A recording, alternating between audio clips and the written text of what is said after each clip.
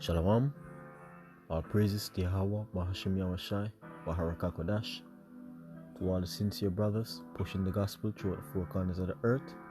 That would be the brothers of Great Moonstone and like-minded. Shalom. Double honors unto the apostles and elders of Great Moonstone who taught us his truth and down, and to the sincere Aqua, that would be the sisters that listen and learn, and to the brothers that aren't necessarily prophets or teachers or preachers, but they are fulfilling their diligence according to their lot, and they listen along and they believe in the true gospel of Yahweh Bashim Yahushai. Shalom.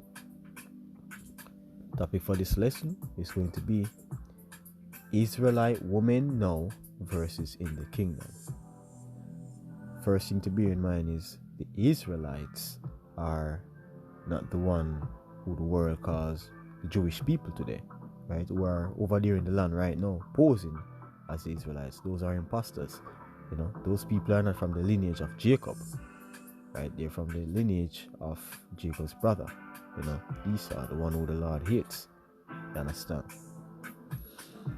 The real Israelites, are the people who are scattered throughout the four corners of the earth in a trodden down state, serving in captivity right now, pursuant to the prophecies in Baruch, the 2nd chapter, and various other prophecies, that speak about the Israelites being scattered. But let's get the one in the book of Baruch, chapter 2. You can start at verse 27.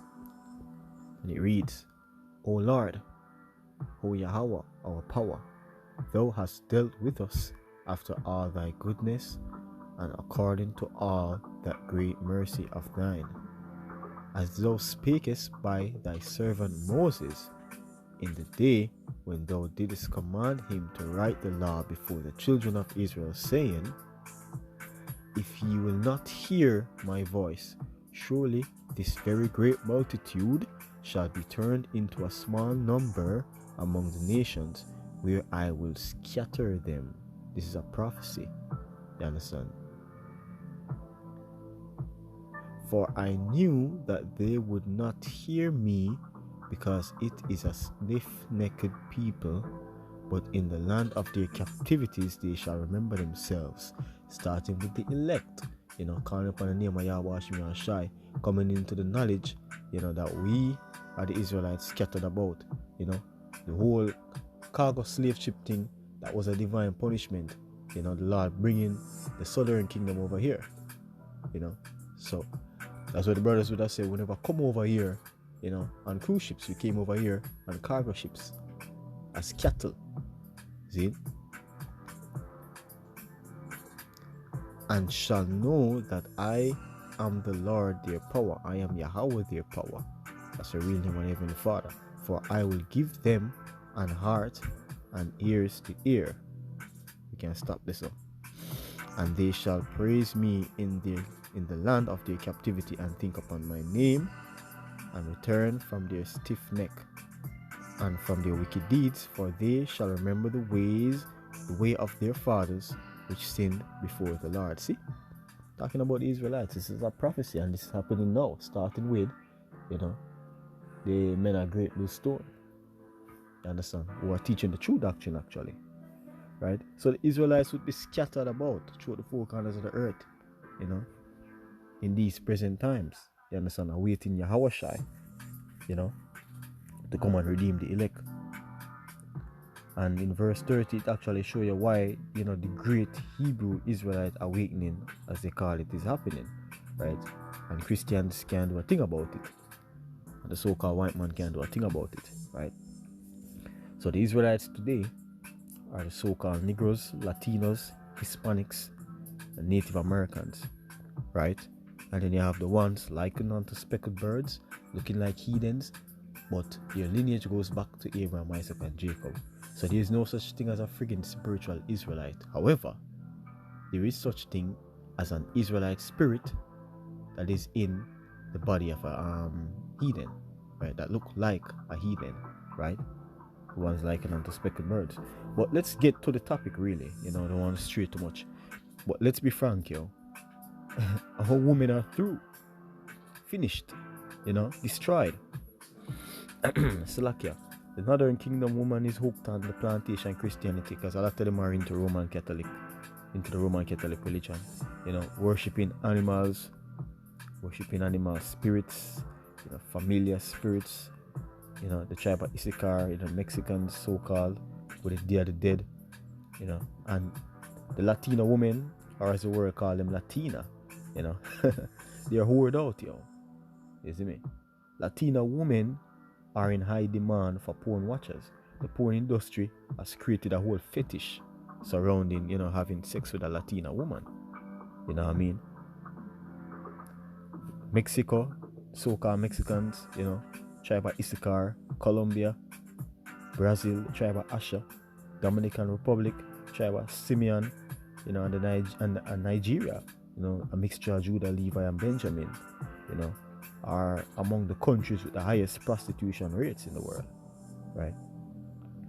And then we have the big bad Southern Kingdom women, the ones with the loudest mouth and the loudest attitude, the so-called black woman, who's renowned for being rebellious on all angles, which is why, you see, these curses came upon them, including the curse of the scab.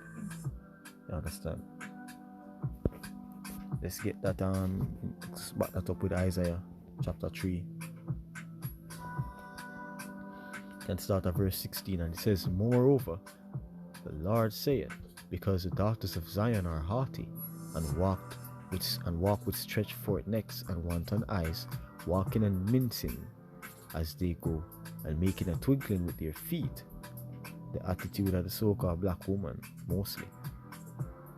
"Therefore, the Lord will smite with a scab the crown of the head of the daughters of Zion, and the Lord will discover their secret parts." You see, and this is the reason why the so-called black woman, this curse fell heavy upon them. This is why them can't grow a good head of hair.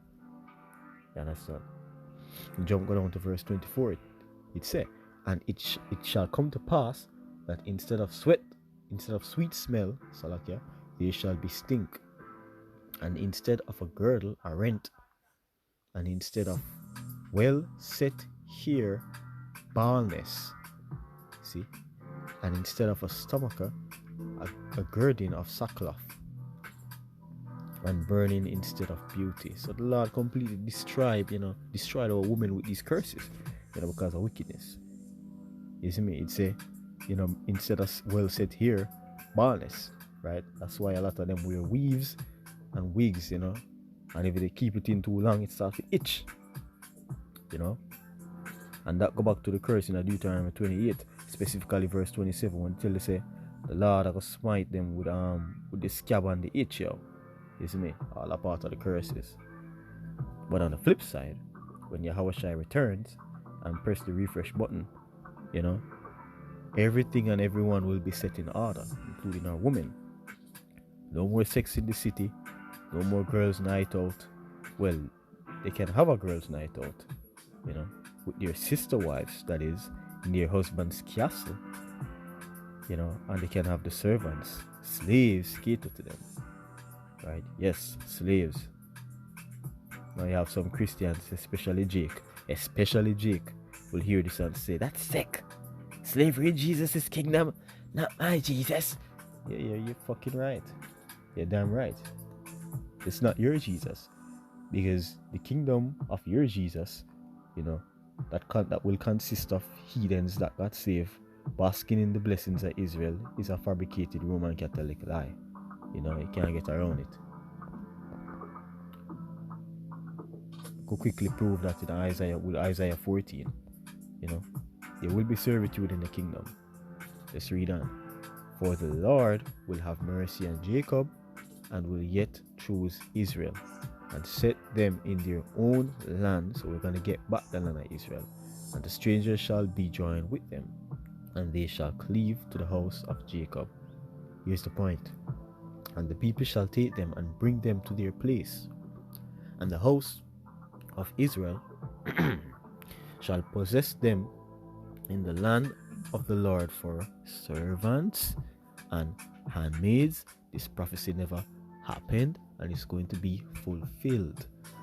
"Servants and handmaids, and they shall take them captives, whose captives they were, and they shall rule over their oppressors." What hard in that? What's the issue then? Christianity, so-called. What's the issue? Can't get around it, yo. Can't get under it either. So a woman, will be the best version, of what a woman is supposed to be, right? Beautiful, sexy, which only their husbands will see all of that stuff, There will be no exposing of skin in the kingdom, Modestly attired, feminine, bearing children, and being a helpmate, right? Which is what they were created to be. You understand me? I say, tell a woman anything but a helpmate, she lose her mind these days. This is Genesis chapter 2. We can start at verse 20. And Adam gave names to all cattle, and to the fowl of the air, and to every beast of the field. But for Adam there was not found an helpmeet for him. And the word helpmeet, just go back to it just means one who helps. You see me? That's what a woman is supposed to be, right? And the Lord Yahweh caused a deep sleep to fall upon Adam, and he slept. And he took one of his ribs and closed up the flesh instead thereof. And the rib which the Lord Yahweh had taken from man made he a woman, and brought her unto the man. And Adam said, This is now bone of my bones and flesh of my flesh. She shall be called woman, because she was taken out of man. And that's why they're supposed to be in subjection, because it came from us. You understand? Children came from women as well, right? Children came from women, which is why the woman have dominion over the children until they reach the age of accountability. You understand me? I say. So the woman came from us, so she's supposed to, we are supposed to have, authority over the woman, but that's not so. But in the kingdom it will, you know what I mean?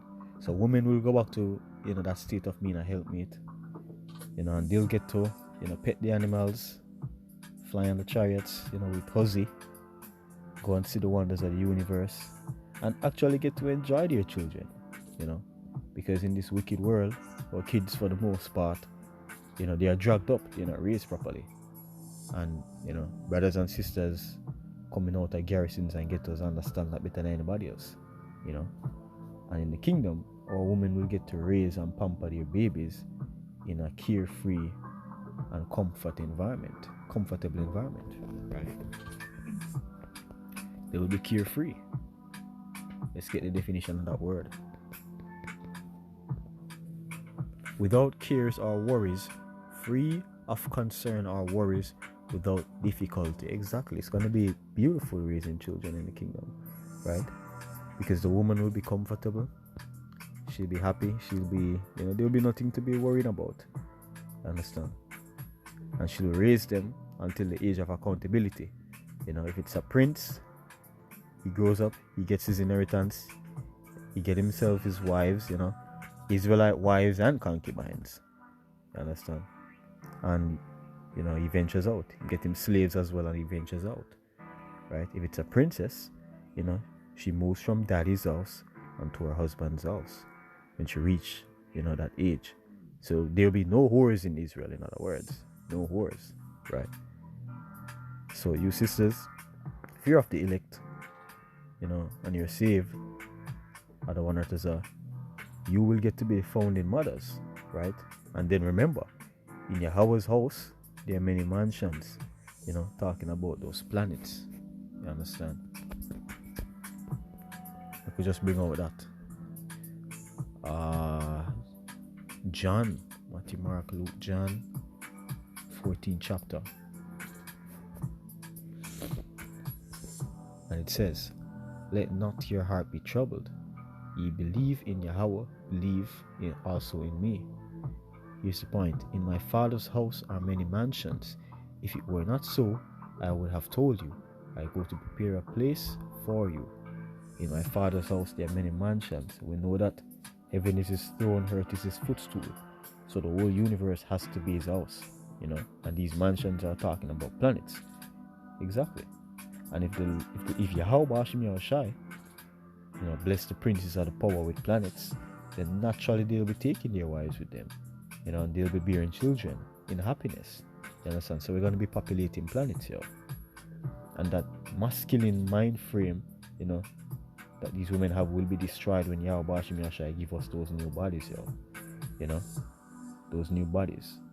Change, these vile bodies to perfect flesh, to perfect bodies, You understand? So all of that wicked mindset that the woman have, fight coming up against the man and all of that will be dissolved. You understand me? I say. What do I want? Philippians chapter 3. Or you can wrap this up. For our conversation is in heaven, from whence also we look for the Savior, the Lord Yahushua Mashiach, who shall change our vile body. You see me? Vile body, it means low estate. So these bodies are in a low estate, inferior bodies that are prone to sin and beaten up, that it may be fashioned like unto his glorious body, perfect, according to the working whereby he is able even to subdue all things unto himself. So the masculine mind frame will be done away with, and if I'm a rebellion against the man, will be done away with. She'll just be programmed with the law, statutes, and commandments, and she will carry them out as well. Women will have the law, statutes, and commandments in their inwards as well,